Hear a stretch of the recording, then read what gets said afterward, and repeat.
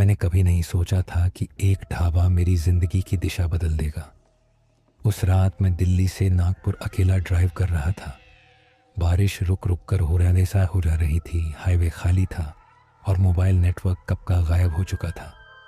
घड़ी में 2:30 बज रहे थे। थकान इतनी थी कि आंखें खुली रखना मुश्किल हो रहा था। तभी आगे पीली सी रोशनी दिखी, जैसे किसी ने अंधेरे को चीरकर लालटेन टांग दी हो। एक ढाबा, लकड़ी का बोर्ड जिस पर नाम आधा घिस चुका था। मुझे बस चाय चाहिए थी, कुछ मिनट की राहत। मैंने गाड़ी साइड में लगाई। अजीब बात यह थी कि ढाबा साफ दिख रहा था, लेकिन उसके आसपास कोई और दुकान, कोई पेट्रोल पंप, कुछ नहीं। बस सड़क, जंगल और वो रोशनी। अंदर गया तो एक अधेड़ उम्र का आदमी मिला। पतली मूंछें, आंखों में अजीब सी चमक। उसने बिना पूछे कहा, थक गए हो? उसकी आवाज में सवाल कम, बयान ज्यादा था। मैंने सिर हिलाया। अंदर 2-3 मेजें थीं। एक कोने में पुराना रेडियो धीमी आवाज में बज रहा था, जैसे किसी और जमाने की खबरें सुना रहा हो। चाय आई, बहुत तेज, बहुत मीठी। एक घूंट लेते ही सिर हल्का लगा। मैंने पैसे निकालने चाहे तो ढाबे वाले ने हाथ रोक दिया। यहाँ पहले खाते हैं फिर जाते हैं, उसने कहा। मुझे अजीब लगा, लेकिन थकान के आगे शक दब गया। बाहर बारिश तेज हो चुकी थी। छत से पानी टपकने की आवाज लय बना रही थी। मैंने दीवार पर लगे कैलेंडर पर नजर डाली। तारीख धुंधली थी, साल पढ़ा नहीं गया। तभी पीछे से किसी के हंसने की आवाज आई। पलटा तो कोई नहीं था। मैंने जल्दी जल्दी चाय खत्म की और उठ खड़ा हुआ। ढाबे वाला मुस्कुराया। रुक जाओ, उसने कहा, रास्ता आगे लंबा है। मुझे लगा वह यूं ही कह रहा है। बाहर निकला तो बारिश थम चुकी थी। अजीब बात यह थी कि मेरी कार पर धूल जमी हुई थी, जैसे घंटों से खड़ी हो। मैंने इंजन स्टार्ट किया, एक बार में चल पड़ा। पीछे मुड़कर देखा तो ढाबा वैसा ही था, रोशनी वही, लेकिन अब बोर्ड पर नाम दिख रहा था, आखिरी पड़ाव। मैंने इसे संयोग माना और आगे बढ़ गया। करीब 10 किलोमीटर बाद पेट्रोल कम होने का संकेत चमका। दिल बैठ गया। इतने सुनसान रास्ते पर दूसरा ढाबा या पंप मिलना मुश्किल था। तभी दिमाग में वही रोशनी कौंधी। पीछे मुड़ा, उसी जगह पहुंचा। वही ढाबा, वही आदमी। इस बार उसने कुछ नहीं कहा, बस प्लेट में गरम रोटी रख दी। मुझे गुस्सा आया। मैं यहां से जा चुका था, मैंने कहा। उसने शांत स्वर में कहा, सब जाते हैं। मैंने ध्यान दिया। इस बार ढाबे में कुछ और लोग थे। सब चुप, चेहरों पर थकान, जैसे सालों से सफर में हूं। एक औरत खिड़की के पास बैठी थी, बाल भीगे, आंखें खाली। एक बूढ़ा आदमी लगातार घड़ी देख रहा था, लेकिन उसकी घड़ी में सुइयां हिल नहीं रही थी। रेडियो अब बंद था। सन्नाटा भारी था। मैंने पानी मांगा। ढाबे वाले ने लौटा रखा। पानी ठंडा नहीं था, बल्कि गुनगुना, जैसे अभी किसी ने हाथ धोए हों। मैंने मोबाइल निकाला। नेटवर्क अब भी नहीं।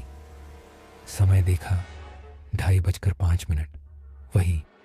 मुझे बेचैनी हुई। मैंने बाहर निकलने की कोशिश की, लेकिन पैर जैसे भारी हो गए। ढाबे वाले की आवाज फिर आई, रास्ता सबको लौटाता है। तभी एक ट्रक बाहर आकर रुका। ड्राइवर उतरा, हड़बड़ाया हुआ। उसने मुझे देखा और राहत की सांस ली। भैया, ये ढाबा। वह बोलते बोलते रुक गया। उसकी आंखें फैल गईं। आप भी? हम दोनों बाहर आए। ट्रक के शीशे पर धूल जमी थी। ड्राइवर ने बताया कि वह 3 दिन से इसी रास्ते पर घूम रहा है। हर बार यही ढाबा, हर बार वही समय। मैंने हंसने की कोशिश की, लेकिन हंसी गले में अटक गई। तभी ढाबे वाला बाहर आया। उसके हाथ में एक रजिस्टर था। उसने नाम लिखने को कहा। मैंने मना किया। ड्राइवर ने बिना सोचे नाम लिख दिया। लिखते ही उसकी कलाई कांपने लगी। उसने कलम गिरा दी। रजिस्टर पर नाम धुंधला होकर जैसे अंदर धंस गया। मैंने उस रजिस्टर को गौर से देखा। नामों की एक लंबी सूची थी। कुछ पर तारीखें थीं, कुछ पर नहीं। एक नाम पर मेरी नज़र अटक गई। मेरा अपना नाम, तारीख खाली। दिल जोर से धड़का। ये मजाक है, मैंने कहा। ढाबे वाले की मुस्कान फीकी पड़ी। यहाँ मजाक नहीं, उसने कहा, यहाँ रुकना होता है। मैंने ड्राइवर का हाथ पकड़ा और ज़बरदस्ती बाहर खींचा। ट्रक स्टार्ट नहीं हुआ, मेरी कार भी नहीं। हेडलाइट्स जलती बुझती रहीं। अचानक हवा ठंडी हो गई। जंगल से सरसराहट आई। ढाबे की खिड़कियों में चेहरे उभर आए, वही लोग जो अंदर बैठे थे, लेकिन अब उनकी आंखें काली थीं। औरत की हंसी हवा में घुल गई। बूढ़े की घड़ी जोर से टिक टिक करने लगी। ढाबे वाला अब बदल चुका था। उसका चेहरा खिंच गया, आवाज़ भारी। यह रास्ता भूलने वालों के लिए है, उसने कहा, जो थक कर रुकते हैं। मुझे याद आया मेरे पिता की सड़क दुर्घटना सालों पहले। उन्होंने भी किसी ढाबे का जिक्र किया था। नाम याद नहीं था, बस इतना कहा था कि चाय बहुत मीठी थी। मैंने जेब टटोली। पिताजी की पुरानी तस्वीर मिली, जो मैं हमेशा साथ रखता हूँ। तस्वीर में उनके पीछे एक ढाबा दिख रहा था। वही रोशनी, वही बोर्ड। मेरे हाथ कांपने लगे। ड्राइवर रोने लगा। उसने कहा कि वह घर जाना चाहता है। ढाबे वाला आगे बढ़ा।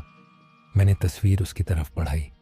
उन्हें जाने दो, मैंने कहा। खुद नहीं जानता क्यों। ढाबे वाला रुका। उसकी आंखों में कुछ पल के लिए पहचान उभरी। हवा थमी, जंगल शांत। ढाबे वाले ने रजिस्टर बंद किया। किसी को तो रुकना होगा, उसने कहा। ड्राइवर की तरफ देखा, फिर मेरी तरफ। मैंने गाड़ी की चाबी घुमाई। इंजन एक झटके में स्टार्ट हो गया। ड्राइवर का ट्रक भी। ढाबे वाले ने एक कदम पीछे लिया। जाओ, उसने कहा, लेकिन रास्ता याद रखेगा। मैंने ड्राइवर को इशारा किया। हम दोनों निकल पड़े। पीछे मुड़ा तो ढाबा गायब था, सिर्फ सड़क और जंगल। घड़ी देखी, 2:30 5 मिनट बीते थे, लेकिन ऐसा लगा जैसे बरसों। सुबह होने पर एक पेट्रोल पंप मिला। मैंने ड्राइवर से विदा ली। उसने मेरा धन्यवाद किया, लेकिन उसकी आंखों में अजीब खालीपन था। घर पहुंचकर मैंने राहत की सांस ली। कई दिनों तक सब सामान्य रहा। फिर एक रात ड्राइव करते हुए वही पीली रोशनी दूर दिखी। मैंने ब्रेक मारा, रास्ता बदल लिया। दिल तेज धड़क रहा था। घर आकर सोने की कोशिश की। सपने में वही ढाबा, वही रजिस्टर। सुबह उठा तो जेब में एक कागज था, उसी रजिस्टर का पन्ना। मेरा नाम अब भी था, तारीख खाली। तब समझ आया, मैं बचा नहीं था, सिर्फ बारी टली थी। हाईवे पर जब भी थकान हावी होती है, जब भी मन कहता है कि कहीं रुक जाओ, मुझे वही रोशनी याद आती है। और मैं जानता हूँ, उस भूले हुए ढाबे पर कोई मेरा इंतज़ार कर रहा है। उस रात के बाद मैंने ड्राइविंग ही छोड़ दी। कम से कम ऐसा मैंने खुद से कहा। लेकिन कुछ चीज़ें होती हैं जो छोड़ती नहीं हैं। दिन में सब ठीक रहता, पर जैसे ही शाम ढलती, सड़क की आवाज़ कानों में गूंजने लगती। टायरों की सरसराहट, दूर से आती किसी ट्रक की हॉर्न, और फिर वही पीली रोशनी जो असल में दिखती नहीं थी, बस महसूस होती थी। मैंने उस कागज़ को कई बार जलाने की कोशिश की। हर बार आग लगती, कागज़ काला पड़ता, लेकिन मेरा नाम साफ बचा रहता। तारीख अब भी खाली, जैसे किसी ने जानबूझकर जगह छोड़ रखी हो। एक दिन हिम्मत करके मैंने अपने पिता के पुराने दोस्त से बात की। वो भी ट्रक ड्राइवर रह चुके थे। जब मैंने आखिरी पड़ाव का जिक्र किया, उनका चेहरा पीला पड़ गया। उन्होंने कुछ नहीं कहा, बस इतना पूछा, तुम रुके थे? उन्होंने बताया कि हाईवे बनने से पहले उस जगह पर एक सराय थी, थके मुसाफिरों के लिए। एक रात आग लगी, कई लोग अंदर ही जल गए। सराय का मालिक आखिरी तक बाहर नहीं निकला। कहते हैं उसकी आखिरी इच्छा थी कि कोई भी यात्री भूखा प्यासा न जाए। आग के बाद जगह मिट गई, लेकिन रास्ता रह गया, और रास्ता याद रखता है। ये सुनकर मुझे गुस्सा आया, डर से ज़्यादा गुस्सा। क्या मेरी ज़िंदगी किसी जली हुई सराय की याद में फंसी रह जाएगी? मैंने तय किया, भागना नहीं, सामना करना है। अगले हफ्ते मैंने वही हाईवे चुना।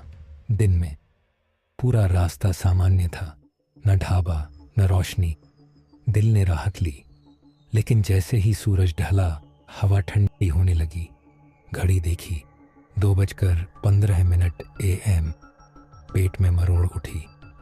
इस बार ढाबा अचानक नहीं आया। पहले जंगल घना हुआ, फिर सड़क संकरी, और फिर वो रोशनी, जैसे किसी ने मुझे बुलाया हो। मैंने गाड़ी नहीं रोकी, एक्सेलरेटर दबाया। तभी सड़क के बीचों बीच कोई खड़ा दिखा, वही बूढ़ा जिसकी घड़ी नहीं चलती थी। मैंने ब्रेक मारा, गाड़ी रुक गई, इंजन बंद। ढाबा सामने था, ज्यादा टूटा हुआ, जैसे समय भी उसे छोड़ चुका हो। अंदर गया तो वही रजिस्टर मेज पर खुला था, लेकिन इस बार नाम कम थे, कई नाम कटे हुए, जैसे किसी ने हिसाब बराबर कर दिया हो। ढाबे वाला नहीं था। रेडियो अपने आप चल पड़ा, उसी आवाज में जिसमें मेरे पिता की आवाज घुली हुई थी। थक मत जाना, आवाज बोली। तब पीछे से कदमों की आहट आई। पलटा तो ढाबे वाला खड़ा था, लेकिन अब बूढ़ा, थका हुआ। उसकी आंखों में डर था। उसने कहा, तुम यहाँ क्यों आए? पहली बार उसने सवाल पूछा था। मैंने रजिस्टर की तरफ इशारा किया। मेरा नाम क्यों? उसने सिर झुका लिया। क्योंकि तुम रुके थे, और जो रुकता है वो रास्ते का हो जाता है। मैंने कहा, तो छोड़ दो। उसने हंसने की कोशिश की, लेकिन आवाज टूट गई। छोड़ना मेरे बस में नहीं। तभी बाहर हवा तेज हुई। जंगल से वही लोग निकल आए, काले आंखों वाले, खाली चेहरे। वो मेरे पास आने लगे। ढाबे वाला चीखा, भागो! मुझे समझ नहीं आया। वही मुझे रोकता था, वही अब बचा रहा था। मैं बाहर दौड़ा। गाड़ी स्टार्ट नहीं हो रही थी। तभी ढाबे वाला बाहर आया, रजिस्टर हाथ में। उसने मेरा नाम काट दिया। स्याही फैल गई। दर्द ऐसा हुआ जैसे किसी ने सीने से कुछ खींच लिया हो। चीख निकल गई। सब कुछ शांत हो गया। ढाबा धुंध में घुल गया। मैं सड़क पर अकेला खड़ा था। सुबह हो चुकी थी। गाड़ी चालू थी। जेब देखी, कागज गायब। मैंने सोचा, सब खत्म। लेकिन जाते जाते पीछे मुड़ा। सड़क के किनारे एक नया बोर्ड लगा था, अध जला। उस पर लिखा था, आखिरी पड़ाव, अस्थायी रूप से बंद। मैं आज भी ड्राइव करता हूँ, अब डर नहीं लगता। लेकिन जब भी किसी थके मुसाफिर को सड़क किनारे खड़ा देखता हूँ, मदद करने से पहले एक पल रुक जाता हूँ, क्योंकि मुझे पता है रास्ता किसी को भी पूरी तरह छोड़ता नहीं। मैंने सोचा था कहानी यहीं ख़त्म हो गई है, लेकिन कुछ कहानियाँ ख़त्म होने का नाटक करती हैं। आखिरी पड़ाव, अस्थायी रूप से बंद वाला बोर्ड कई हफ्तों तक मेरे दिमाग में टंगा रहा। अस्थायी, ये शब्द ही सबसे डरावना था। जैसे कोई दरवाज़ा पूरी तरह बंद नहीं हुआ, बस कुंडी अटकी हो। सब कुछ सामान्य लगने लगा था। नींद लौट आई थी, सपने कम हो गए थे। मैंने खुद को समझा लिया कि शायद वो सब तनाव, थकान और डर का खेल था। लेकिन फिर एक रात मोबाइल पर एक अनजान नंबर से कॉल आई।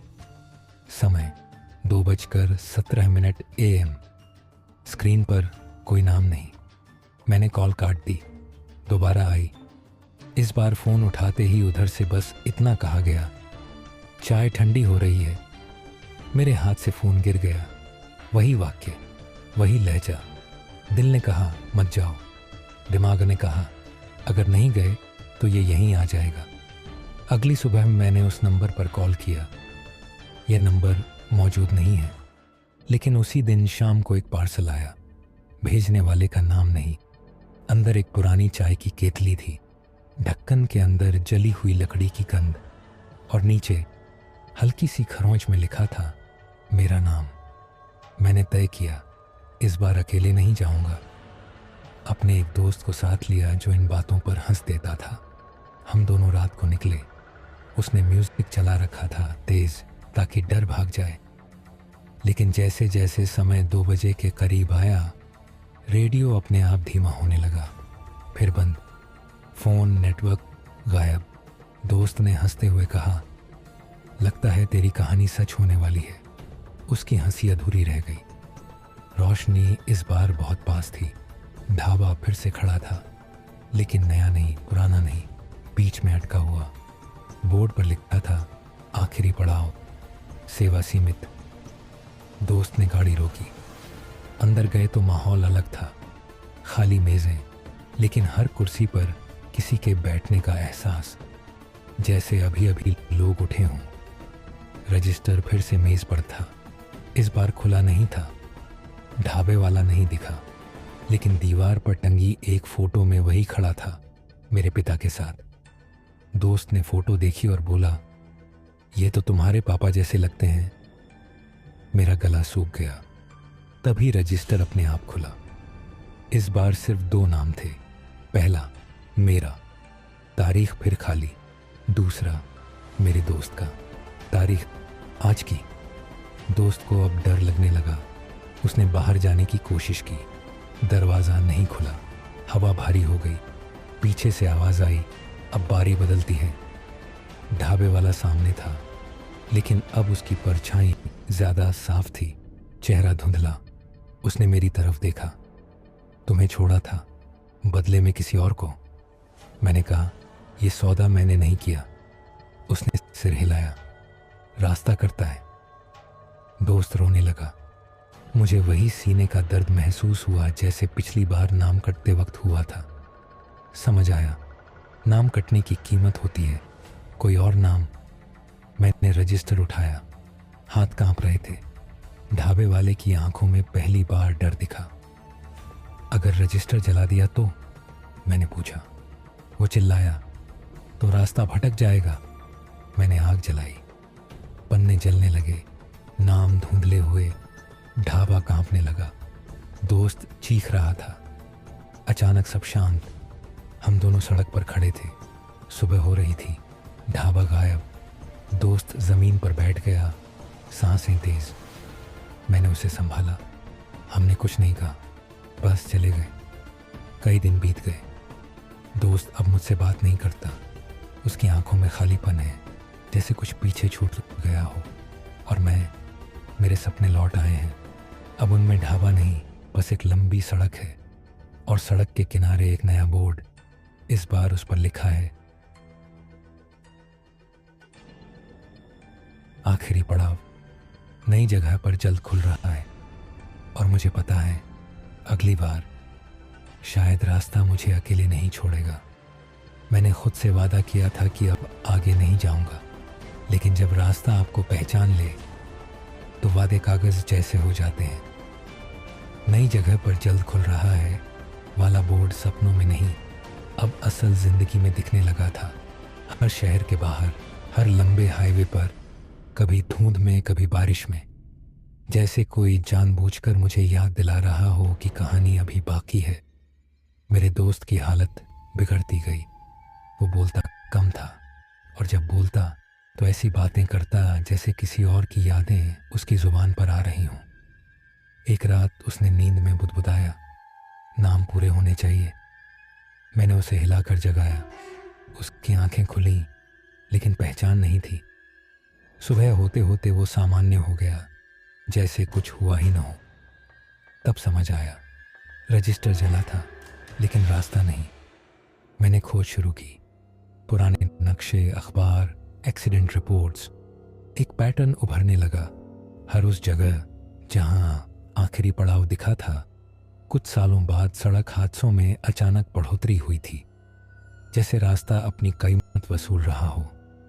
और हर रिपोर्ट में एक कॉमन लाइन। ड्राइवर ने कहा था कि उसे बहुत थकान लग रही थी, बस 5 मिनट रुकना चाहता था। उस रात मुझे फिर कॉल आया, 2:17 AM। इस बार मैंने फ़ोन उठाया। उधर सन्नाटा था। फिर एक नई आवाज़, काफ़ी जवान। अब तुम्हारी बारी है चुनने की, आवाज़ बोली। या तो रास्ता लोगों को निकलता रहेगा, या तुम संभालोगे। मैंने पूछा, कैसे? जवाब आया, जैसे हम करते थे। अगली शाम मैं उसी हाईवे पर था। अकेला। डर था, लेकिन भागने की जगह नहीं बची थी। रोशनी दिखी। ढाबा फिर खड़ा था, इस बार पूरा नया, जैसे अभी अभी बना हो। अंदर गया तो रजिस्टर खाली था। ढाबे वाला सामने खड़ा था, या जो कभी ढाबे वाला था। अब उसका चेहरा बदलता रहता था, कभी बूढ़ा, कभी जवान, कभी मेरे पिता जैसा। उसने कहा, रास्ते को किसी की जरूरत है जो थके हुओं को रोके और कुछ को जाने दे। मैं समझ गया, ये जगह भूखी थी लेकिन अंधी नहीं। मैंने शर्त रखी, कोई मजबूर नहीं रुकेगा, कोई नाम जबरदस्ती नहीं। उसने देर तक मुझे देखा, फिर सिर हिलाया। तो कीमत तुम दोगे? रजिस्टर मेरे सामने रखा गया। इस बार मैंने अपना नाम खुद लिखा। तारीख आज की। कुछ बदला। हवा हल्की हुई, बाहर सड़क साफ दिखने लगी। पहली बार ढाबे से गुजरते ट्रक बिना रुके निकल गए। कुछ थके मुसाफिर आए, चाय पी, आगे बढ़ गए। कोई अटका नहीं। लेकिन हर रात 2:17 पर मैं वहीं होता हूँ। ढाबा मेरा है या मैं ढाबे का। सुबह होने पर मैं घर लौट आता हूँ, दिन में एक आम आदमी, लेकिन आंखों के नीचे काले घेरे बढ़ते जा रहे हैं। दोस्त अब ठीक है, वो नहीं जानता क्यों, और मैं उसे बताता भी नहीं। कभी कभी कोई मुसाफिर मुझे देखकर रुकता है, पूछता है, भैया आगे रास्ता ठीक है? मैं मुस्कुरा कर कहता हूँ, हाँ, बस थकना मत। और जब रात के सन्नाटे में पीली रोशनी जलती है, मुझे एहसास होता है कहानी खत्म नहीं हुई, बस किरदार बदल गया है। क्योंकि हर सड़क को एक आखिरी पड़ाव चाहिए, और अब वो मैं हूँ।